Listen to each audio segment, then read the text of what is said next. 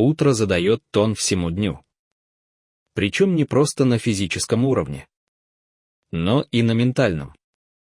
Эта программа действует на весь день. Я хочу показать вам одно из гурджиевских упражнений. Формально его следует выполнять утром, как только вы проснулись. При разучивании оно может занять 10-15 минут, но постепенно можно научиться выполнять его за 2-3 минуты, хотя лучше его делать по возможности дольше. Оно может использоваться для снятия стресса, установления контакта с собственным телом и ситуацией здесь и теперь. Иногда достаточно на минутку закрыть глаза и быстро проделать это упражнение. Оно освежает способность к концентрации, а также напоминает о том, что у вас в жизни есть более важное занятие, чем спешка. Утреннее упражнение, как традиционно его называют, несложно по своей технике, но о нем, как и о большинстве других упражнений на внимательность, не всегда удается помнить. В идеале оно должно быть первым, что вы делаете, проснувшись. Большинство же из нас, не успев встать с постели, сразу же сосредотачиваются на своих заботах, что предстоит сегодня сделать, какие проблемы необходимо решить, что удалось вчера, а что в прошлом месяце. Неудивительно, что в течение дня появляется достаточно неприятностей. Мы сразу же попадаем в умственную паутину озабоченности. Не знаю, помогает ли в чем-то немедленное автоматическое включение мыслей о проблемах, но беспокойство они наверняка усиливают. Разумеется, это упражнение можно делать не только утром. Его можно проделывать в любой момент, чтобы привести себя в порядок, усилить свой контакт с окружающим. Я часто называю его запускающим упражнением, по аналогии с запуском насоса, перед тем, как он начнет работать. В этом упражнении вы запускаете, включаете свою целенаправленность и чувство контакта. Момент начала утреннего упражнения, как я его понимаю, различен для разных людей. Если вы с трудом, как говорится, соображаете, пока не выпьете свою утреннюю чашечку кофе, вам, возможно, нужно позволить ее себе, прежде чем выполнять упражнение. Но если вы принадлежите к тем, кто начинает беспокоиться уже через 2-3 секунды после того, как открыл глаза, вам следует приступить к нему, прежде чем вы начнете беспокоиться. Задача состоит в том, чтобы выполнить его, не успев еще надеть на себя свою обычную маску и погрузиться в повседневные заботы. В некотором отношении это упражнение похоже на музыкальное тело. Здесь тоже нужно систематически прочувствовать свое тело, но сам метод несколько проще. Это способ дать себе почувствовать, во-первых, что у вас есть тело, во-вторых, что ваше тело — это не только сознание того, что оно у вас есть, но и ощущение его, реальный контакт с ним. В-третьих, символическое значение этого состоит в том, что вы считаете свое «я» достаточно важным, для того, чтобы потратить ради него 10 спокойных минут в начале дня. Это упражнение можно выполнять сидя или в какой-либо медитативной позе. Если вы боитесь снова уснуть, вы можете не ложиться, а просто сидеть в постели. Указание к утреннему упражнению. Итак, давайте проделаем его. Устройтесь удобно, закройте глаза, расслабьтесь. Я проведу с вами утреннее упражнение. Слушатель может получить большую пользу, если будет слушать это упражнение медленно и выполнять его, несмотря на то, что глаза при этом открыты. Сосредоточьте внимание на правой ступне.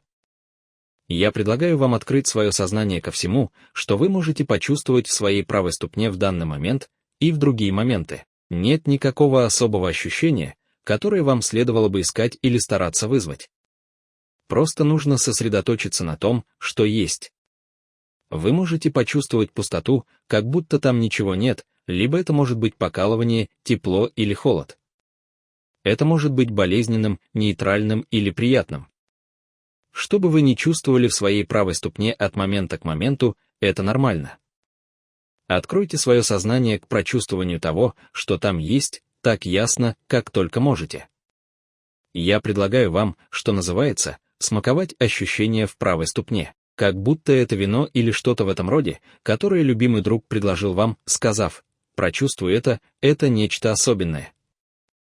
Вам следует приостановить мышление, открыть чувства и грокнуть. Я воспользуюсь словечком из романа Роберта Хайнлайна «Чужак в чужой стране», который вы, может быть, помните, свои ощущения 3.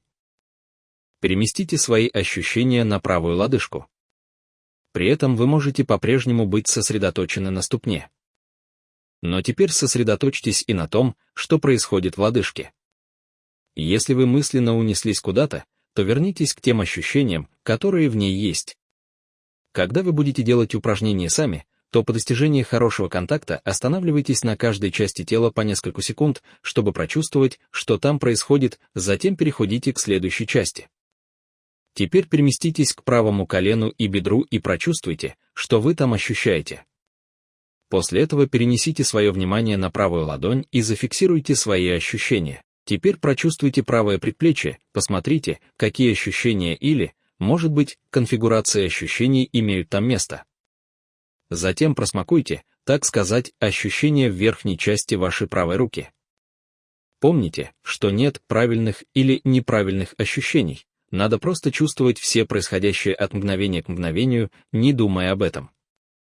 Теперь переместите свое внимание через все тело к верхней части левой руки и прочувствуйте то, что в ней происходит. Далее переходите ниже, к локтю и предплечью левой руки. Прочувствуйте левую кисть и ладонь. Когда вы сосредоточиваетесь на той или иной части тела, неважно, что появляются ощущения в других частях. Не отдавайтесь им и не отвергайте их, не теряйте себя в них. Просто концентрируйтесь на той части, которой вы в этот момент заняты. Левая кисть, ладонь и пальцы. Вслед за этим перемещайте внимание на левое бедро.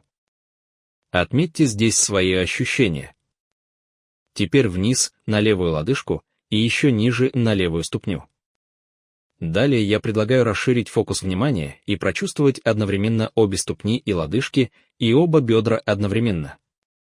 Прочувствуйте обе ноги целиком, а теперь еще больше расширьте свое внимание, продолжая чувствовать ноги, прочувствуйте также и руки.